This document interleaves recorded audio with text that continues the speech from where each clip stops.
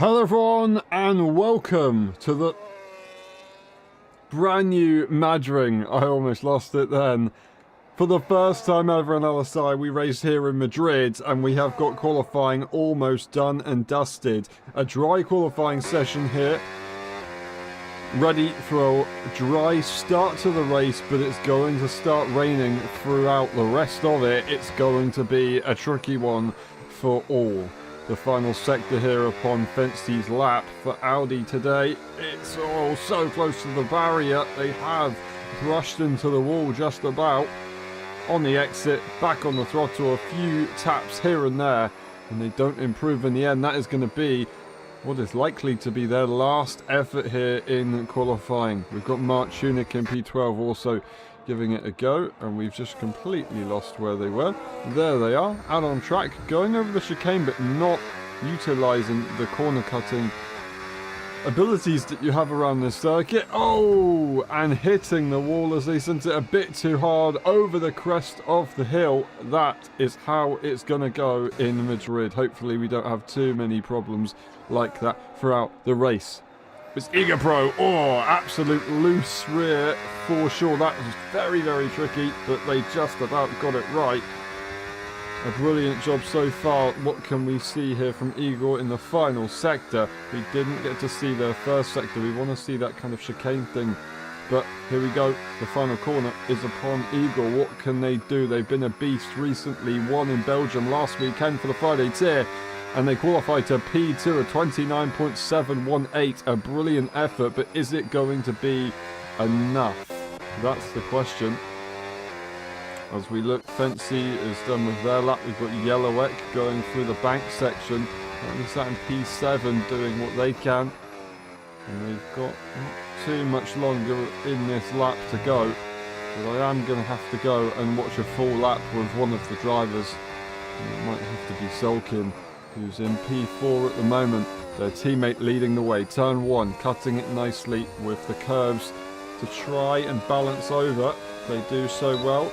And down the first major straight where you'll leave the pit lane in this race. It's going to be an interesting one when the pit stops do come around. Here we go. Are they going to cut that corner? They do take it fairly tentative compared to what you can do in time trial, but that was a decent amount of lap time they will have gained, and another cut right there, losing the rear but having it as a bit more of a rotation advantage really than anything else. On a brand new steering wheel, by the way, we should say, from Sulkin. They're not expecting to be quick, but they've still got the track knowledge, as we're expecting them to dip a wheel into the right hand side to gain some lap time. They didn't do it, but it still looks pretty smooth so far through the right hander. The curves are quite stable. You're able to use them to your advantage. Braking hard, going through the tunnel all the way up to the wall. That's as close as it's gonna get. Absolutely perfect, absolute precision from Sulkin. And we've got the final two major corners to go. I say that. Final three, effectively, it is. And across the line for Sulkin, what's it going to be for the Norwegian? It's going to be a P4, half a tenth improvement. That will be it for them. Zingy. Got a few more corners to do it. Can they fight for pole position to beat Cheyenne Farivar? Farivar is dominant so far. It's not going to be enough for Zingy to come back a 308. A brilliant job from the Red Bull driver, who once again shines here. Absolutely perfect. Fency gave it another go on the same tyres. It's not going to work out. Gregorio in P6. We've got Yellowek, who's invalidated there in P7 or lower. Terence jumps to P8 in the final moment. And we've got Cravato coming up the final corner. I believe they might have damage on their front wing. They do have a bit of damage on their front wing. They will not be able to improve. Nathan Atkin, who disconnected from the lobby. We've got David in P11, who does have a bit of damage, and then Shinda Iru a little bit further behind. Mark Tunick, very unfortunate to retire on that corner. Easy to get caught out though, and that's what's put them at the back of the field.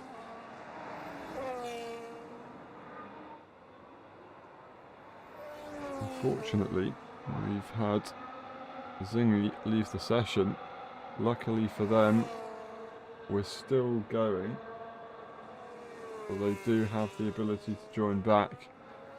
But there's a chance they might miss the race start at this point. That would not be ideal. They won't be able to apply a strategy.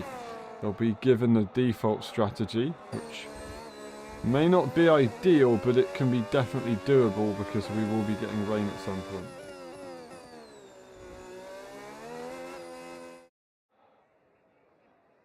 It's Shy and Faravar in P1, Zing in P2, Eagle in P3. That's the rest of the grid. The race director's on your screen, and we'll be back in a bit for the race.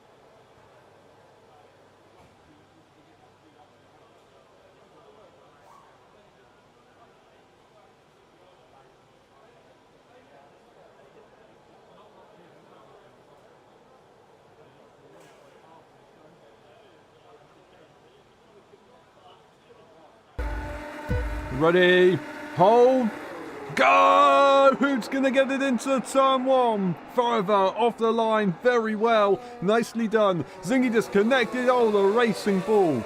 Absolutely flying into the corner. They've managed to make it work, but if Zingy wasn't a ghost car, that would have gone absolutely horribly. Is that an Audi with damage? Frenzy dropping down the order. As we've got, oh, I'm completely lost with this brand new circuit. There's someone's wing, or was that just a marker board? I think it was a marker board, low grip mode activated, as we've got a virtual safety car. That was an interesting first few corners, and a message that I've never seen before in this game. Right.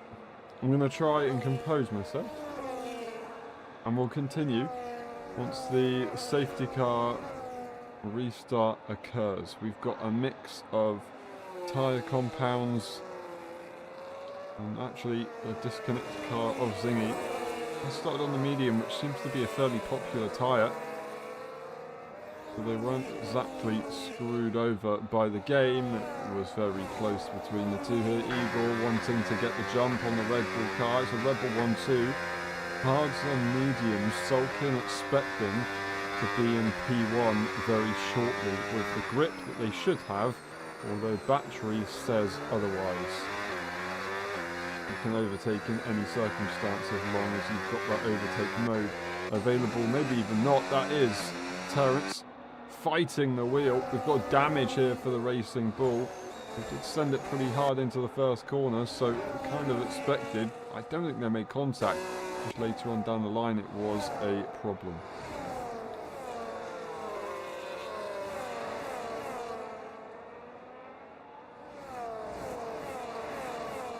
Faravar in P1, staying there nicely and not being contested. That's not great news for the two cars behind. Eagles keeping nice and closely behind Sulkin, but they want to be ahead of Faravar because, well, the rain's going to come in and that'll be their chance to overtake gone, other than maybe getting a strategy call very, very right and catching up using the battery as Igor ran the outside under the banking, and they've got the inside line for the following corner.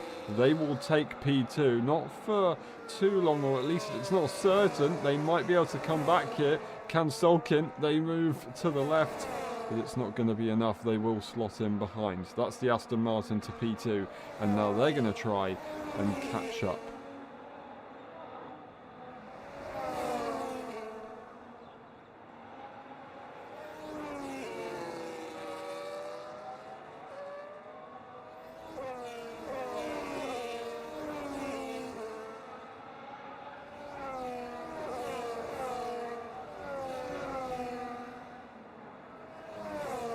Evil for 32, 385, going fastest, unleashed now. We've got cars behind fighting it out as well. That is, well, Mark Tunick overtaking the ghost car of the Mercedes. And here it is, Fancy and Nathan Atkin side by side down the straight. We're looking to see a bit more of this when the pit stops come through. It's a long way to the next corner. Fancy stays in front and takes the racing line, gets the job done. And now up the hill they've got Terence, who races for the first time in the F1 26 DLC in LSI.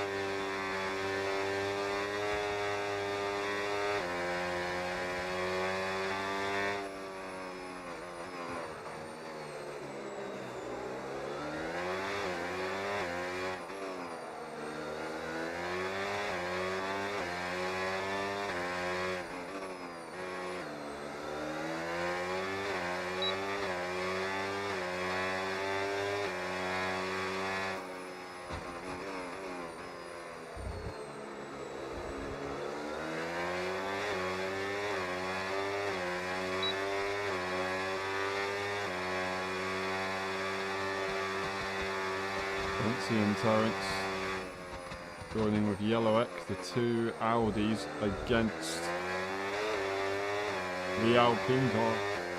Up the hill, not able to get the job done. Farvar in P1, and that's contact. Contact with the wall for Terence. It's contact with the rear end for Fancy. That's damage to the Audi. Is there damage to the Alpine? Somehow visually on our screens we cannot see any obvious damage. That's absolutely incredible. I don't know how they've gotten away with that one, but the Swedish driver has suffered. They continue to make the move and get in front, and they're not exactly looking slow in all fairness, but that is going to be frustrating. It's going to add to the pit stop time as well. Can they now stay with Yellowek? Or is it going to be impossible with this level of damage? The high-speed corners, you can see they're just having to work that steering wheel a little bit harder. It is not easy.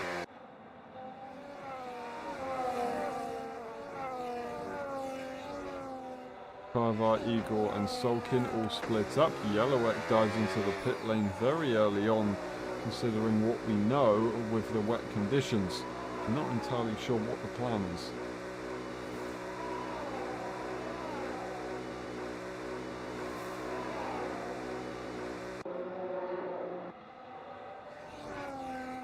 Cars racing as they go through. So he's actually back in this race, but there's contact with the wall. I did not realise they were back in this lobby. They've managed to keep it out of the wall, but they're being closed in by the Aston Martin. The Aston Martin with plenty of battery does not decide to use it, however. And will continue. The Scotsman struggling with the rear end grip, but they are back in this race.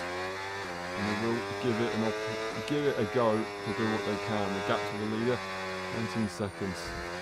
Wet conditions still to come, and a yellow in the background as David has contact with the wall spinning.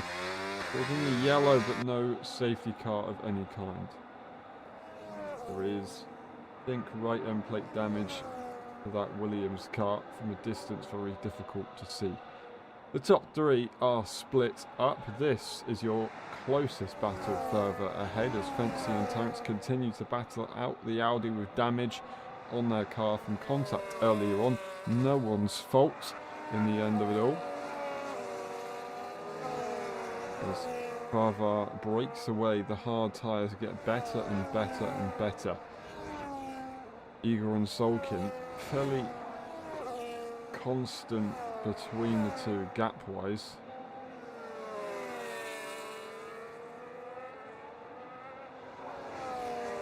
But no battling is expected anytime soon.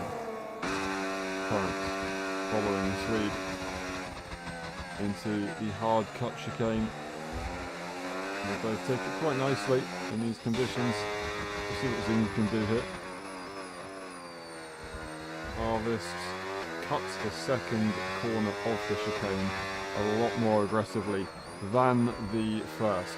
Oh, damage. Damage for the car in front. That's Travato with wing damage, and that will be music to Zingy's ears. Another overtake they can make, although they have made contact with the wall a fair few times themselves. They've got to be careful. They've got dirty air, they've got battery, they've got aero, and Travato gives the position up easily.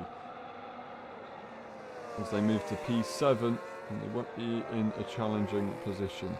Yellowek comes out ahead of David on that hard tyre, going for that extra stop, which we are not entirely sure is going to work.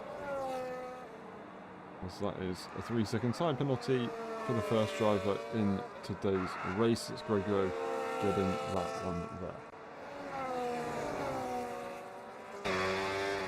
Fancy leads this battle once again, still the closest battle we see on track, although of course Zingy has just made that move. Cavasso not too far away, to be fair. Zingy is catching the Haas driver of Nathan Aitken. Cavasso dives into the pit lane. But are we still expecting to see these wet conditions? I'm not sure.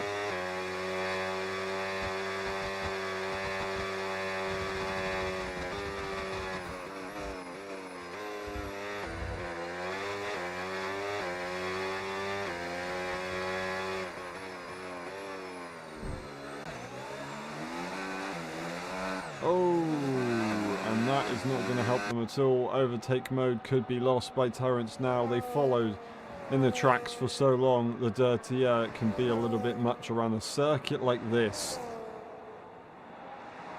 With the cars like we have, the rear can be loose. The whole car can be loose. Fancy's front wing is loose, but not loose enough, according to Terence, although they are catching up a fair bit, not doing bad at all. Can they do enough to get back into this overtaking range? They're right on the limit, half a tenth away, 9/10. Did they do enough? Cutting really close to the right hand side, fine up to the line.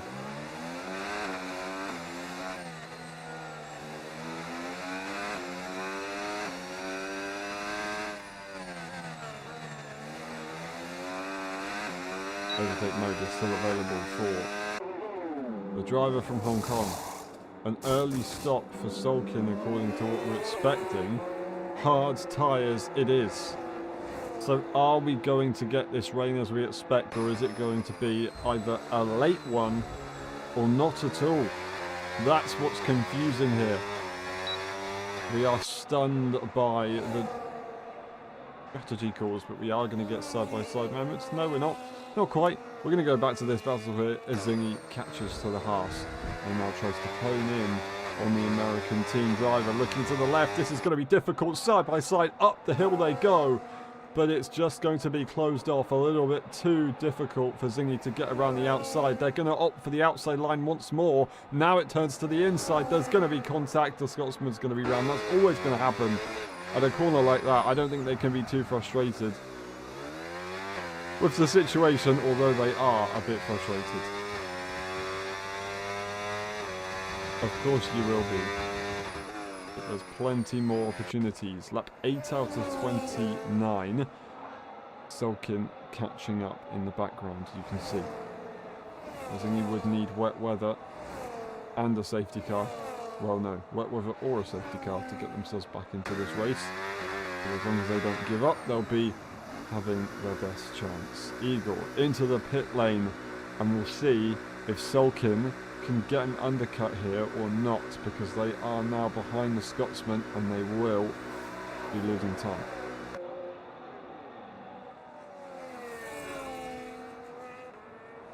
Sulkin will have a big bit of slipstream and ERS and everything in between. Not allowing them to pass through into the first corner. It's going to have to be a bit later on that they're going to go for it. Igor is going to come out miles ahead of Sulkin, although it was a pretty big gap already anyway. Right up to the right hand side, it's going to be tight, dying down off the ERS, and Sulkin will not be able to make the move. They're going to try up the hill, maybe, as he did a few moments ago, but it's not quite going to work. I just can't find it. Well, this is for position, it's not for strategy. A very different race these guys are racing, which does make it a little bit more frustrating for Sulkin to deal with. But around the long way on the outside line for Sulkin, they're going to give it a go. There's going to be a moment of contact. The inside line is available for the Norwegian. The switchback is attempted, but the Scotsman will not get there. And Sulkin holds on for now, blasting the battery one final time. It's going to be Zingy, who absolutely lunges it down to the tunnel section. Perfect stuff. Pinnacle of racing. Wow, what a move. And Sulkin now finds the outside line with a bit more battery available. They're going to give it a nice wide berth into the following corner as they take the position. And could they break away?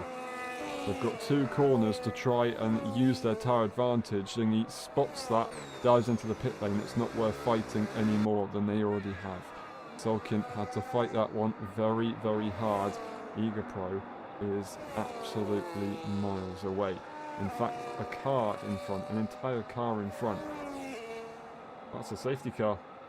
That is a safety car, and I'm not entirely sure what's happened, but it looks like we've got intermediates for Gregorio, and the front wing is off, and a full safety car is deployed for whatever reason.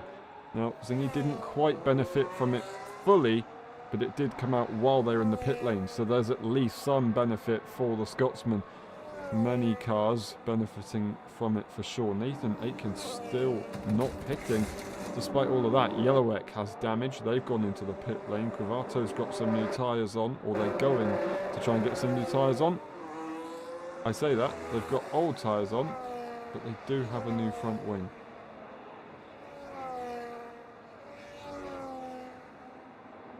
It's going to be Farvar to make a decision on what they do. They've got such a gap to the cars behind that they might as well make a pit stop. It's Terence in P2, the next car that they're racing on track. The car in between is a lapped car.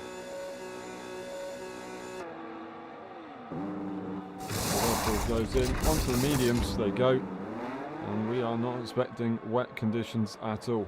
Terence ahead, and frustrating for Fancy, who actually dropped back behind the Alpine. There was contact in the background there. I'm not entirely sure who that was from, but the damage does not look great here for the Swede. They will have the opportunity to repair it and have reduced consequences for doing so. There it is, the pit stops are being made. Terence dives in, respecting the mediums from everybody. Intermediates for Terence. So now I'm confused. Are we expecting rain? Are we not expecting rain? Farvar catches up the lead car to the safety car on dry tyres. Gregorio having to put on another set of tyres. We've got Shinde Iru in P12 on the hards, Cravato and David. followed by Yellowek on the medium tyre. That's going to be an interesting one. Fancy enters, Sulkin enters. Zingy went for the hard tyre, jumps to P4 now out of all of that. Multiple pit stops happening for a few drivers as they can't decide what tyre to choose. The question is,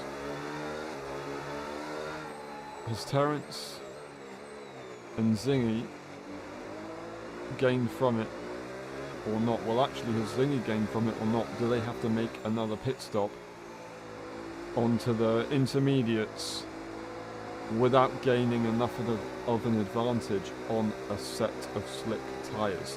What they're hoping is that they can overtake the Alpine driver as soon as possible, ride with the slick tyre runners, create a gap, and then make a pit stop and be on fresher intermediates to the end of the race. But if it starts raining in the next few moments before the safety car goes in, then it's all back to square one, and they won't be able to do anything about it unless they dive into the pit lane here, and they will do so. A brave call. We still see no signs of rain, but they're opting for it. They want to save themselves the pain of having to go again. Sulkin does not need to pit. They will jump the Scotsman, very likely jump the Scotsman. So will Fancy. Nathan Aitken might try and dive into the pit lane. They will do so, but it's going to be Mark Tunick staying out, risking it, braving it on the dry tyres. Igor, Cheyenne and Mark all doing the same thing. Yellowek following suit. We've got Nathan Aitken, of course, diving into the pit lane. Kravatu stays out. So does David, and so does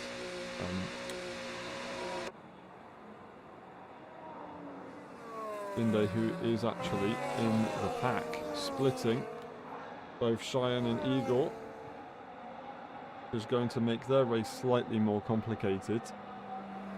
Hopefully not complicated enough, as long as they react well. Gregory directly behind Igor Pro.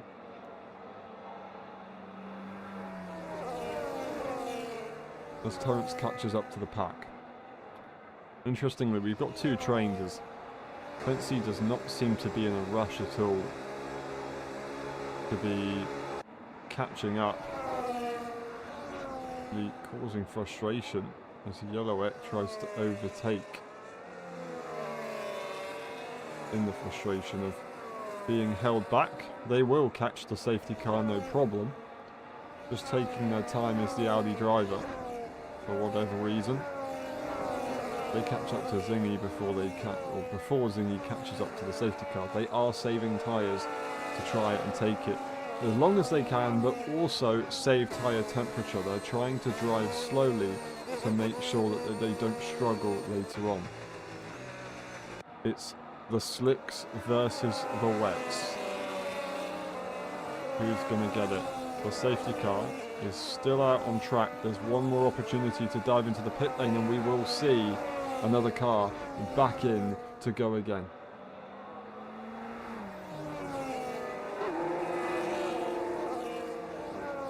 It was actually Gregorio who decides to make a pit stop and in turn gets out the way of Terence and Igor, as they don't seem to want to go any further with the dry compound.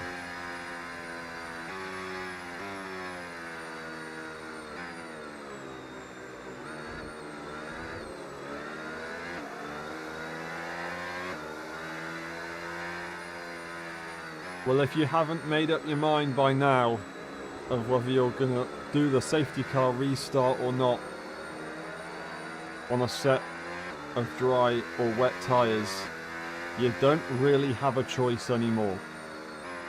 It is what it is. We will be going racing on lap 14 out of 29. It will be further leading the way on a fresh set of medium tyres, Eagle Pro. In P2 with a lap car to split, and there is the rain on your screen now. You can see it.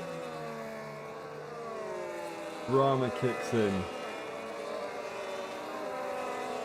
This is where it gets very, very complicated.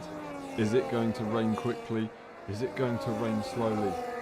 The safety car is still not there. Are we going to see some late divers into the pit lane to try and reduce their pit time? The safety car is called, and backing up the field, Farvar will do.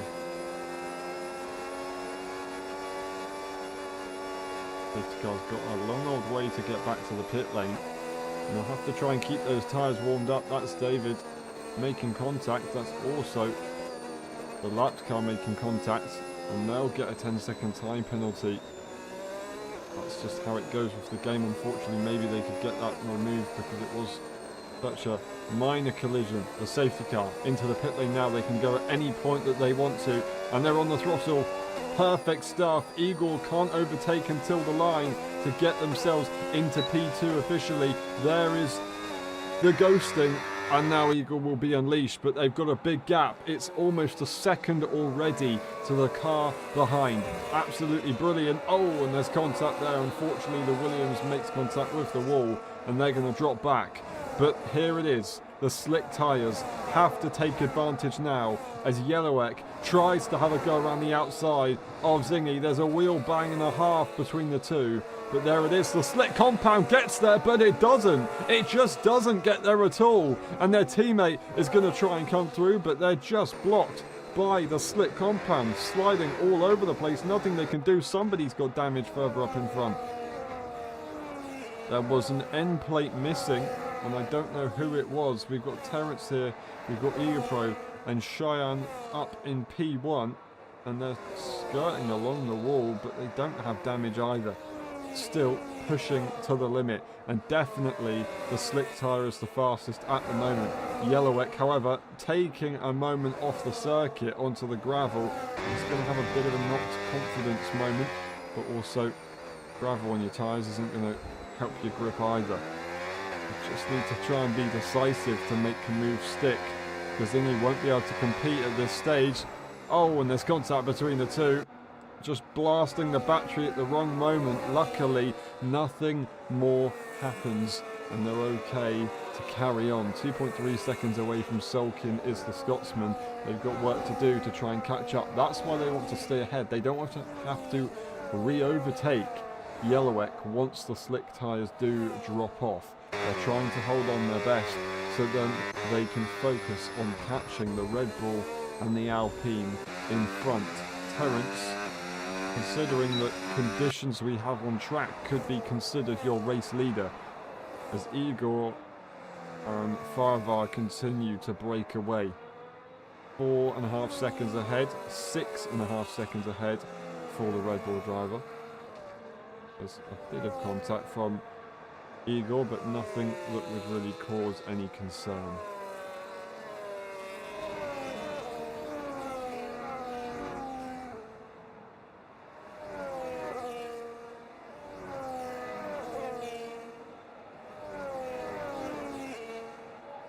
Looking for the move. In the tracks with the battery, going on it late to the inside line. Solkin will go. Terence leaves the space, has the wider line, the inside on the next corner, but backs out. The Norwegian is through and into the net race lead, considering the circumstances we have with this weather. And that is a slippy car. You can see Yellowek with no damage, but losing positions very, very quickly. A sign of the conditions turning in favour of the green tyre. Is that damage once more on Fency's car? It is. The Audi once again has half a front wing just to make matters worse.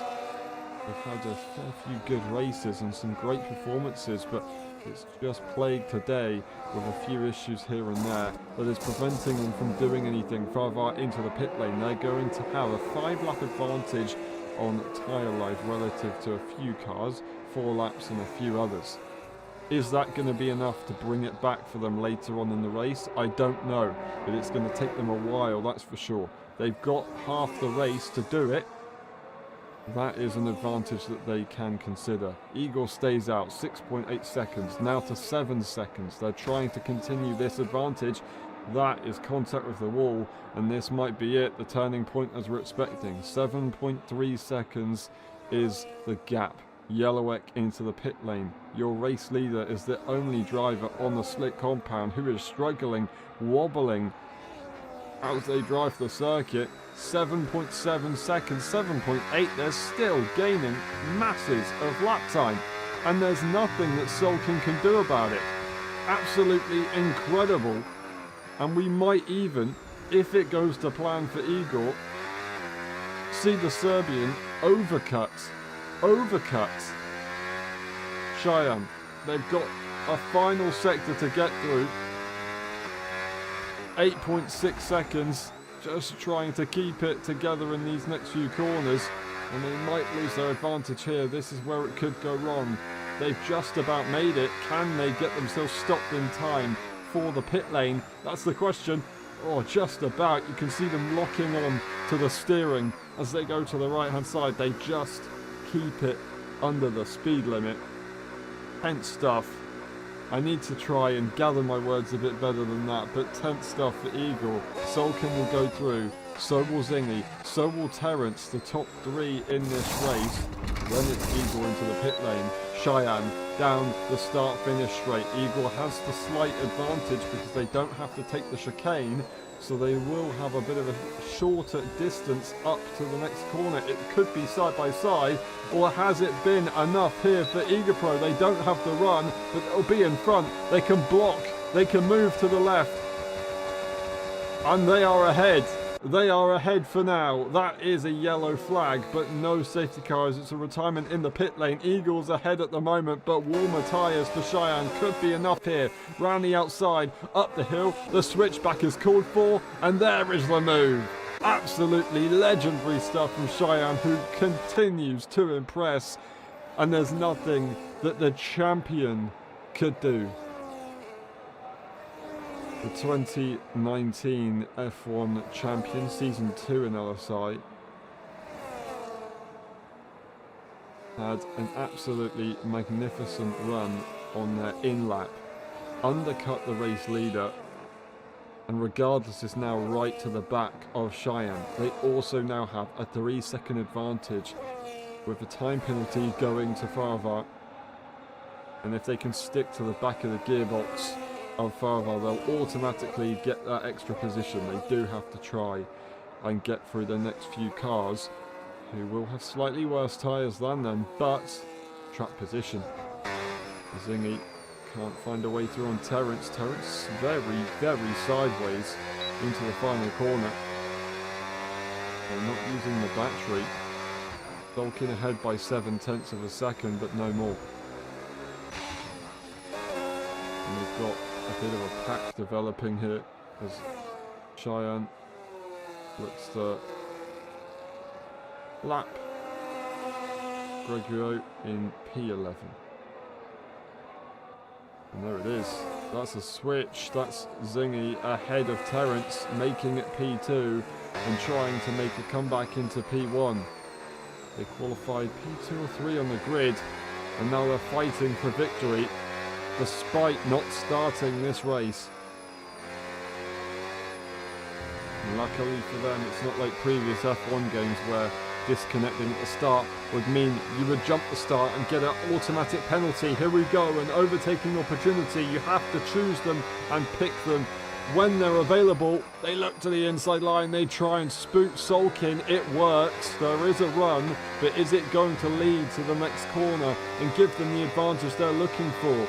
Under the brakes is where they'll need to try and do it. Is it going to be possible? Just about avoiding contact, but they're really trying to put Sulkin through their paces, which it looks like it's happening so far.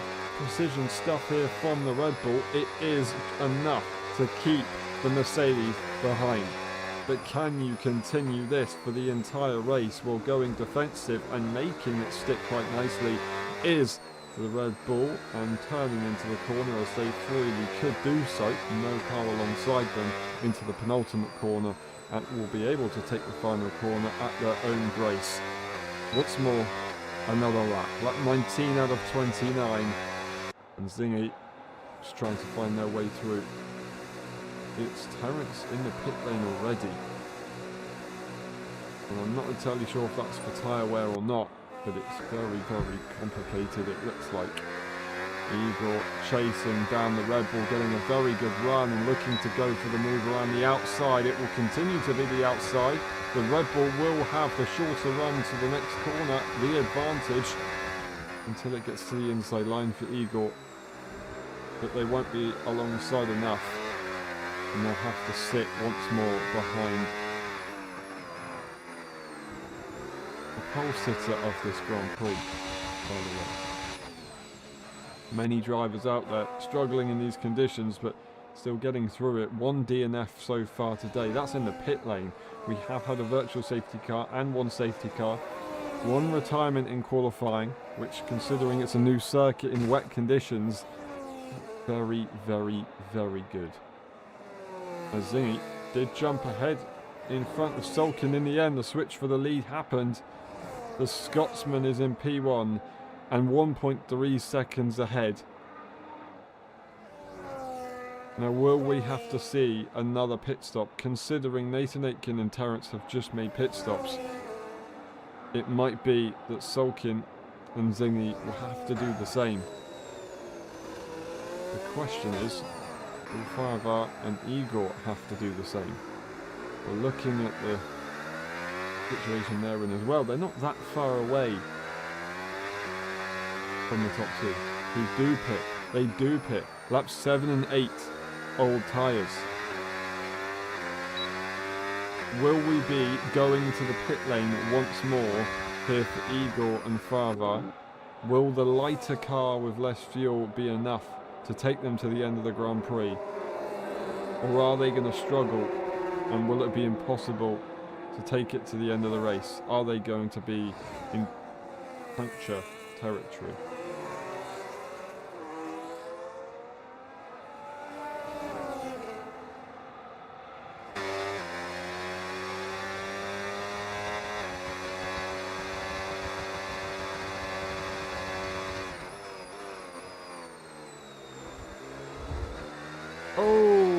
Zingy gets a 3-second time penalty. That's a big advantage, not only to Sulkin but Terence, who splits the two that were fighting earlier on. That's a pretty good undercut from Terence, who lost a bit of an advantage, dropped behind Zingy. Sulkin was ahead at the time of the battle,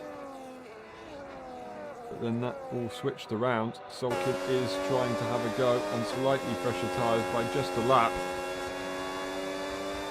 But with the hunger to make the move, the outside line is calling. Is it calling their name though? It is. It is. Terence is an echo in the background. They're not going to have a go, surely.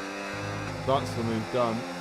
The next few corners are a bit too tricky to make any kind of move at, unless you're really going to try and force it.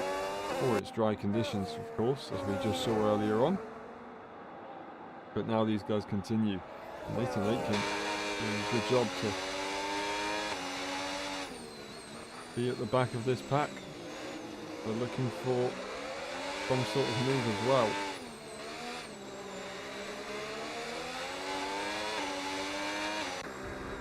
Now, the stakes continue to be high, but tyre wear could be higher. Faravar leads the way with a 3-second time penalty to their name. Igor, the net race leader, out on track. It's Zingy, who has had a new set of tyres and is the head of the train of cars that have new sets of tyres. So we've got two theoretical race leaders here. It's just whether we have to see pit stops from Faravar and Igor, or if they can continue to the end of the race. We see 8-lap-old tyres. The Gregorio in P11. We'll see how long they dare to take them. That's Nathan Aitken ahead of Terence. In the meantime, we just missed the overtake. They're looking to try and size up a move here on Sulkin, as they can't hold on to the back of Zingy in the Mercedes.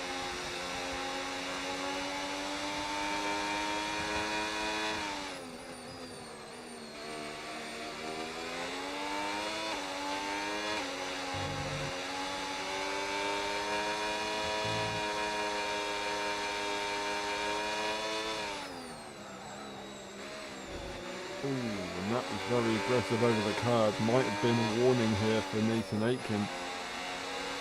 It didn't make too much of a difference for the track advantage regardless though.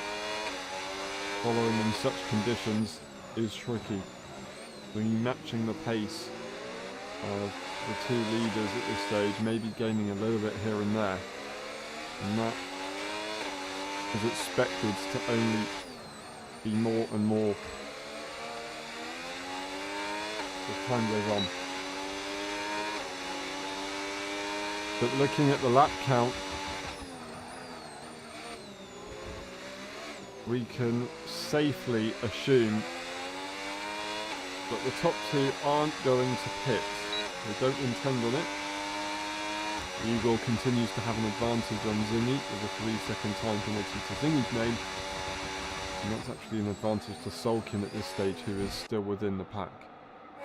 Nathan Aitken made that move and has managed to gain a 1.8 second advantage.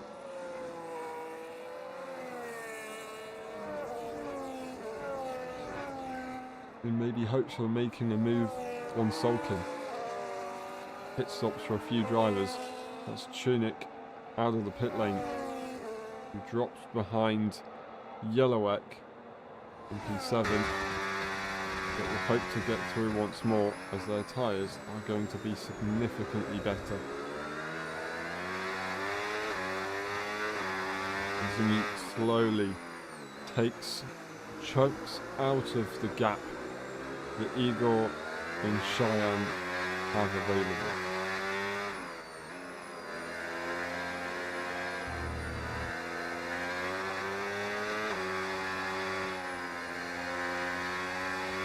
Going very, very wide to try and keep it in a straight line with Yellowek. Mark Tunic, I'm sure, isn't going to try and wait around behind the Audi.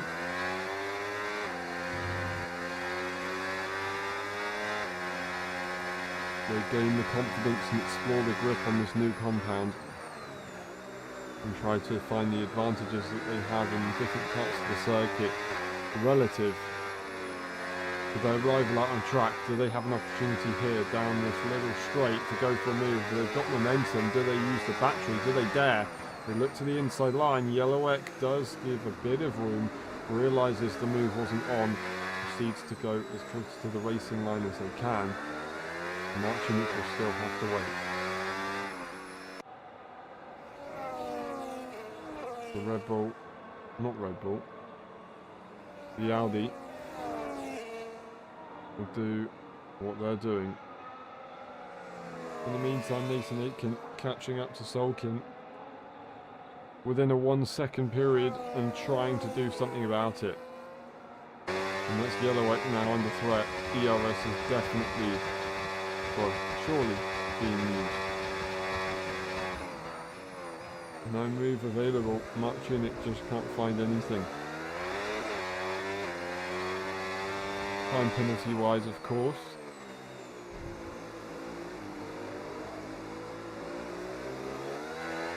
The Aston Martin will be able to gain.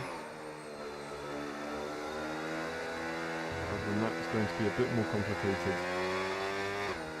They've got Zingy in P3 doing what they can here. They know what's at stake, they know what's available. A possible race win if they just keep it clean. Farvar and Igor, they've got everything to lose, including all 4 tyres in this race. It's Sulkin who, by staying behind Zingy in this battle, can secure 1 position ahead due to the 3-second time penalty, and that is a virtual safety car. A virtual safety car is deployed as the Williams makes contact with the wall. That's Shinde Iru having contact. No front wing available. A pit stop will have to be made. They're travelling worryingly slowly out on circuit. Could be dangerous. They need to get a move on because other cars can't exactly overtake them.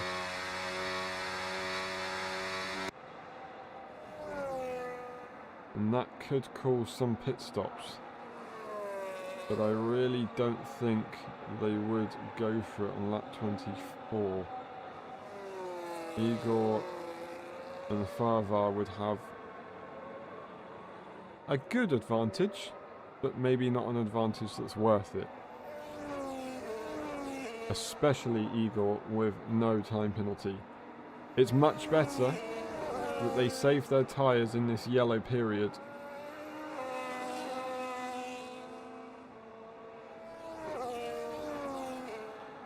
And continue on their journey with this strategy. But we'll see. That's Cravato into the pit lane. So is David. Cravato looking for something a bit different here. Going for the fresh tyre strut.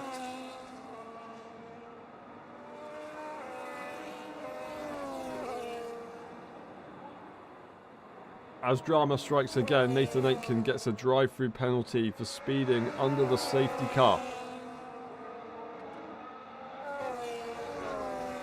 The Haas driver, unfortunately, making a mistake as they're just over the Delta line, and that's going to be Zingy into P3. They stay ahead of Sulkin. Sulkin wants to find a way through. They want to be in front. They don't need to, considering the time penalty. There's contact with the back of the car, as that's going to be Nathan Aitken trying to have a go, but losing the traction is Sulkin, and there's a bit of contact that continues. They wheel bang down the straight in the wet conditions. That's not a good idea. Demon dragging is going to happen if you continue. And the Haas has the outside line. Sulkin's not giving it in, and that is exactly what you're going to get. Demon dragging into the wall. And Sulkin gives up on track, which all seemed a little bit silly to me.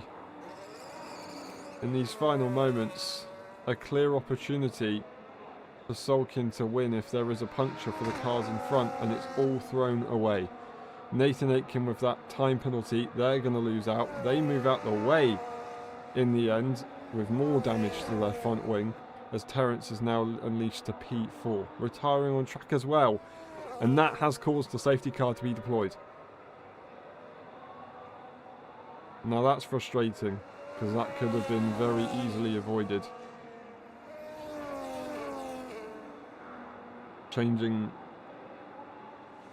the outcome of this race, and it will change the outcome of this race because of the time penalties that we have.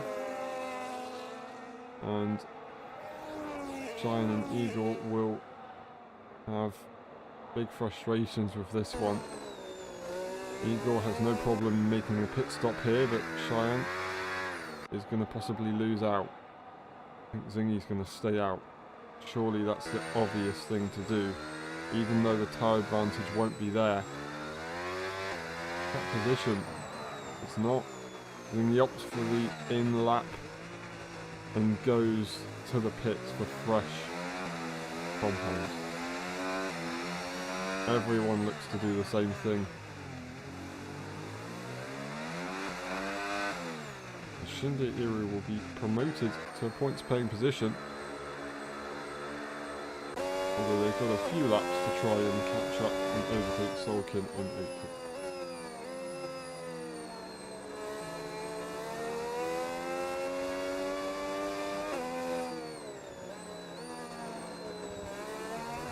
I have to say, the safety car absolutely flying over the curbs. Getting nice and close to the wall in these wet conditions. Not hanging around at all. Impressive stuff.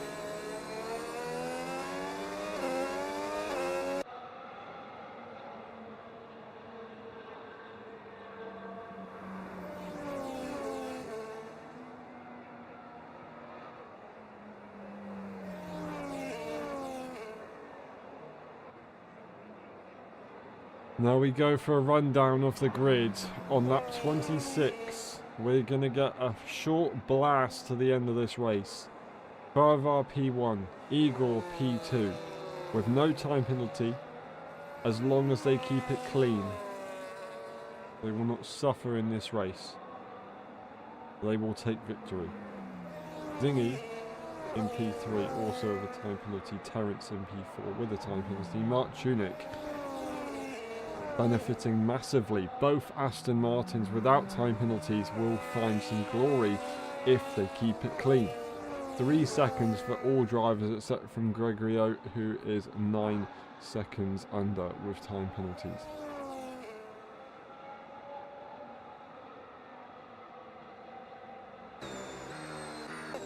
Now lapped car-wise, we have Shinda, who is behind Terence, splitting Mark Tunick slightly, which is going to be frustrating for the Aston because they won't be able to utilise their 0 time penalty situation as much. There's also Gregorio in between Terence and Zingy. We're splitting up the field fairly evenly. David Max has managed to get themselves unlapped and is going to try their best to catch up to the grid.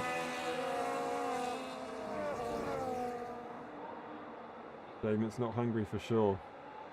Bad timing, isn't it? Very bad timing. But I'm sure that race is going to be pretty awesome this weekend as well. We'll do this one more time tomorrow for the first time in Madrid.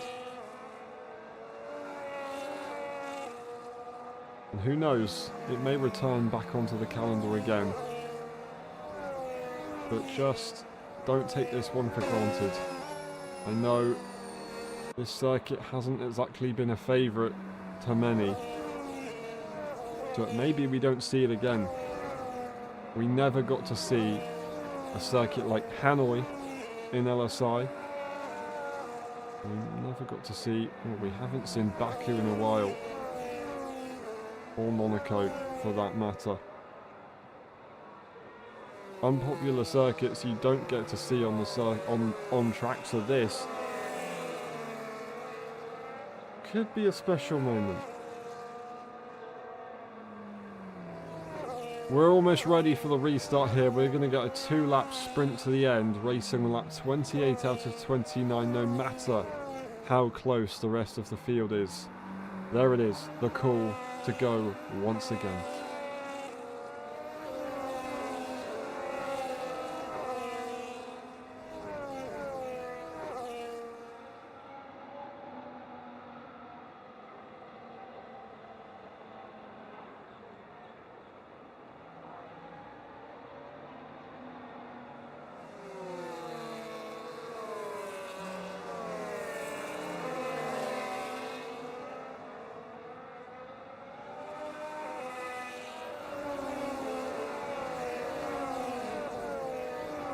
When will they go for it? Already at the final corner and blasting the throttle. A perfect start here for Farvar. Absolutely brilliant. Igor, P2 and Zingy caught napping a little bit by the top two. Caught napping. I don't believe it. Absolutely incredible. Gravato unfortunately was not able to catch up to the pack. We're racing nice and quickly here with the top two. Flying down the straight, looking to try and put the pressure on one another. And ultimately the goal of Zingy and Farvar is to force Igor into a mistake. Give them something to try and latch onto from the Serbian and prevent them from winning this Grand Prix, their second Friday tier victory in a row and their second of 3 races. There's contact with the wall, the first sign of nervousness in the final moments up to the checkered flag. When you have the opportunity to take it first, it gets tricky. Farvar never winning an LSI Grand Prix, and they want to try and cross the line in first place to make a statement that they are here, they've arrived in LSI. But maybe it could be more. The conditions are perfect for time penalties. The circuit is perfect for time penalties, as Farvar just hopes they've got one more lap to pray that it goes their way.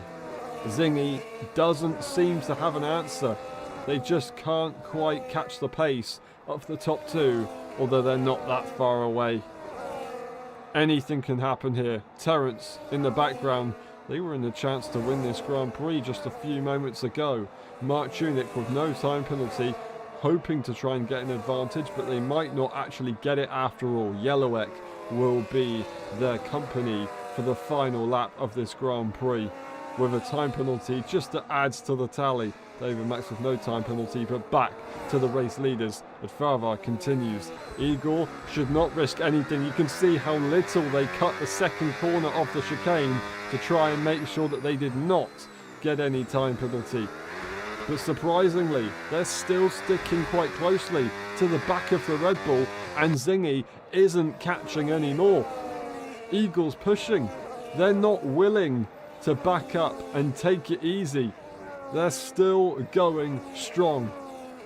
This victory could be well deserved if they're able to hold on to the back of that Red Bull, showing the hunger to the line. The gap starts to increase, and I think they're doing the more sensible thing by just managing the pace rather than getting super close to the back of the Red Bull. You get too close, you blind yourself for the circuit in front, you get yourself a time penalty. That would be a disaster. Not long to go in this race. It's Gravato. No, sorry, the Audi of Yellowek ahead of Mark Tunick in the battles at the end. But we go back to the top two. What a drive from both here today in Madrid to put on a show. But it's going to be Igor who gets it his way once more. Igor rounds the final corner and wins for the first time in Madrid. Absolutely astonishing stuff. What a race we have just seen. Farvar does get P2 in the end, and it's Zingy from disconnecting back onto the podium. And looking at the positions gained, I've gone the wrong way. It doesn't matter. We'll figure it out in a minute. It's Terence, P4. Mark Tunick, P5. Yellowek in P6. Gravato, David Max, and Gregorio, who will score 2 points. With, I believe, Shinde Ira will score a point as they have completed enough of this race. And don't take into account the DNF of Gravato. Gravato will finish one higher than the position it will say on the display screen. But it's all about this man. Igor does it once more.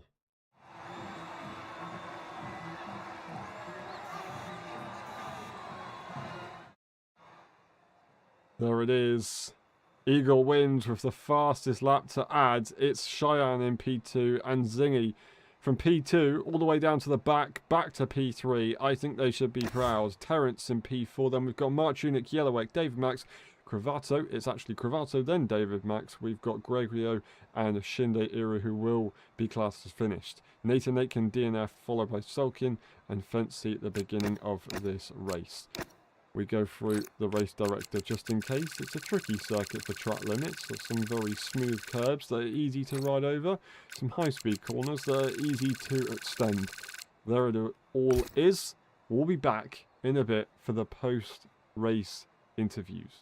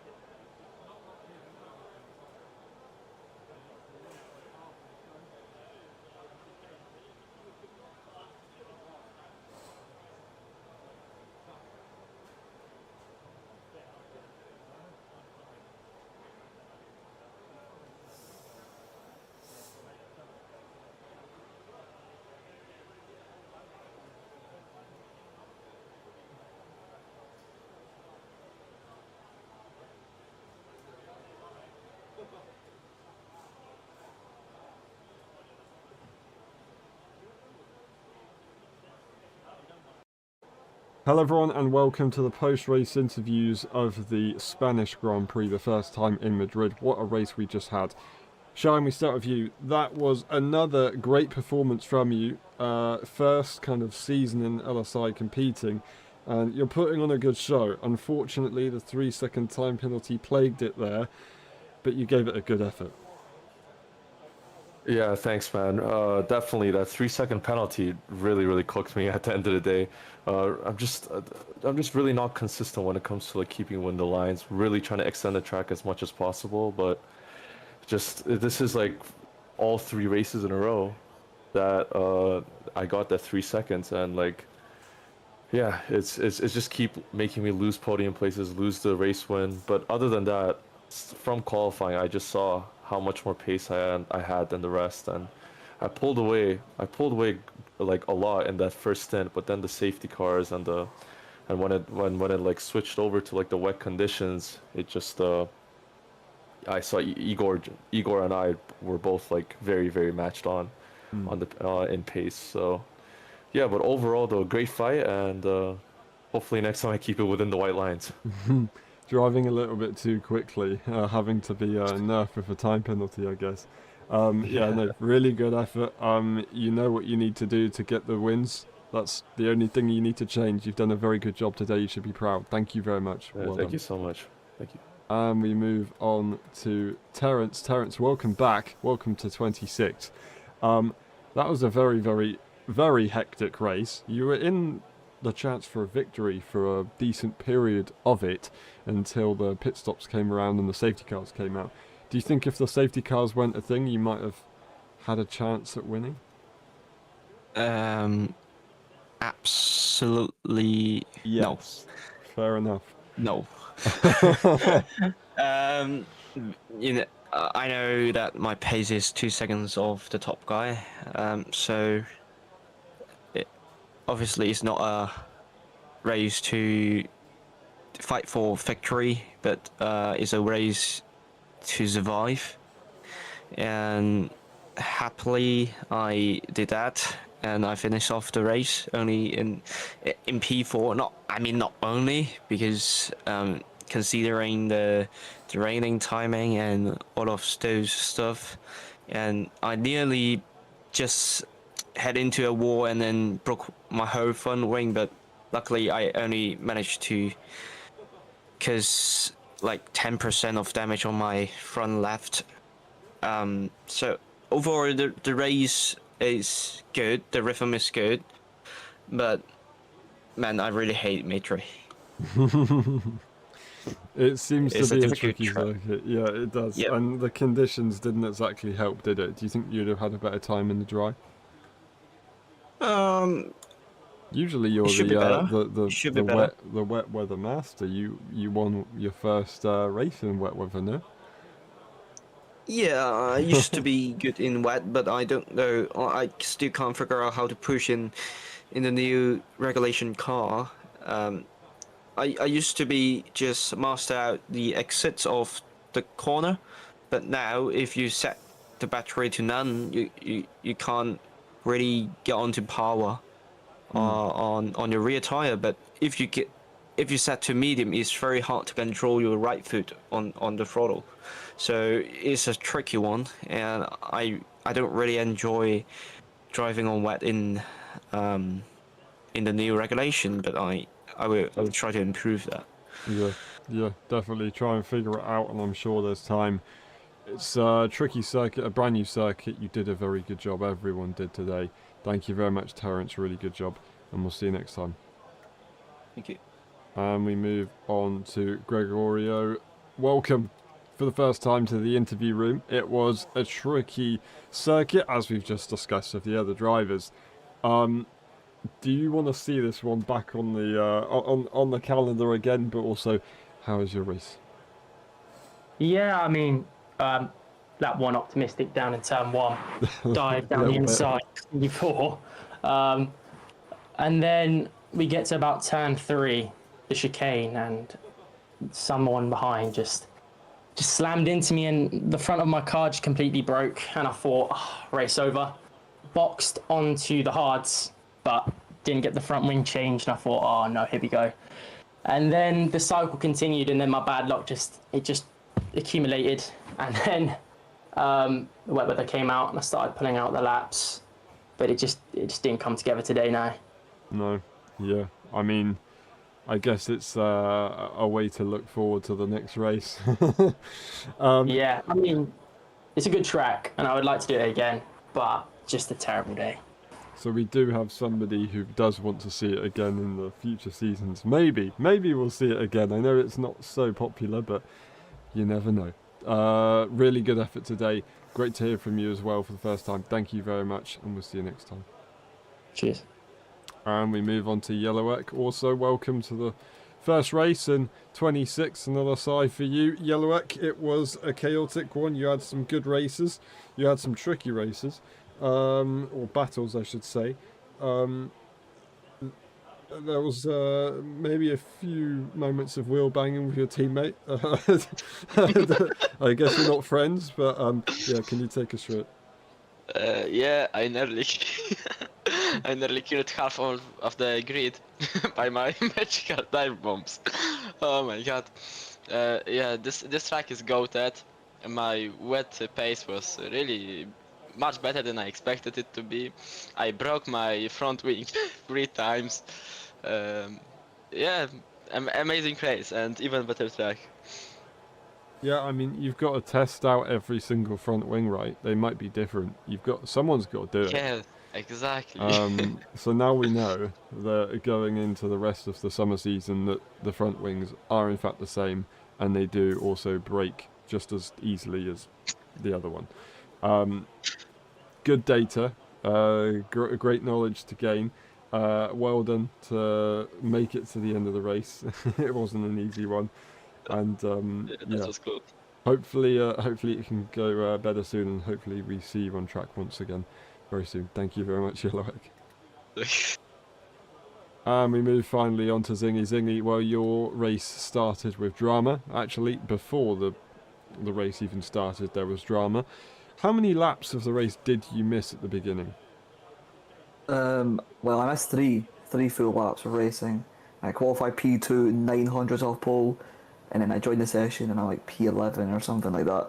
So it was a pretty awful start to the race. You know, I've had my better starts to the races. I think you can agree with that. But I just tried to take it one lap at a time, take it one driver at a time. Take out one driver at a time. No. Hey, that's not me. That's clearly not me. But I just, one person at a time, and then I came up to this Haas who was like fighting for his life, man. He was big balls or something like that. He was crazy, but I kind of have to respect it, you know, battling for P5 like it's a world championship. I love that from him, and it's what we love to see. And then eventually I had to pit. My original strategy was to start in the hard and go all the way to the rain. That's why I was quite annoyed at the time. And then obviously being overfueled by like 4 or 5 laps compared to other guys who are going to have 5 laps of fuel on board, they're going to gain a lot of time on you. So I think to be on pace or just a tiny bit slower than the top 2 after the race I had and managing to recover so well, I think I can be very happy with myself and my performance, and I don't think anyone can take that away from me. Yeah, you should be proud. Do you think if you were able to start the race, you might have won it? Yeah, 100%. Yeah? The pace Yeah. at the end didn't say anything different? Well, my plan was, I don't know if you've seen on safety car restart, I obviously had a 3-second penalty because I'm incompetent. So basically, I backed up the pack a little bit and then I just went from there. And on the last lap, I was already 4 seconds ahead. I was like, well, I'm not gaining anything, I'm not going to lose anything, so I might as well just cruise to the end. So if I was pushing, I would have stayed with them, but that's for sure. I had like plenty of time in my pocket. But unfortunately, that's not how it panned out. I mean, you've seen though, as well, when I wasn't battling, I was catching the top 2 decently per lap. So yeah, it's a lot of F's, a lot of whatever. Doesn't matter. I got P3 in the end, still a podium after basically starting P11, 20 seconds behind. I'll take that. Evidence of it being good to still see the checkered flag. Thank you very much, Zingy. Really well done today. Very impressed. And we'll see you next time. Thank you. And that's been it for the post-race interviews. Thank you very much for watching. I'll eventually get my words out. We'll see you tomorrow for the Spanish Grand Prix once more. And then we'll see you after that in a few weeks' time for Saudi Arabia. Have a good one, and bye-bye.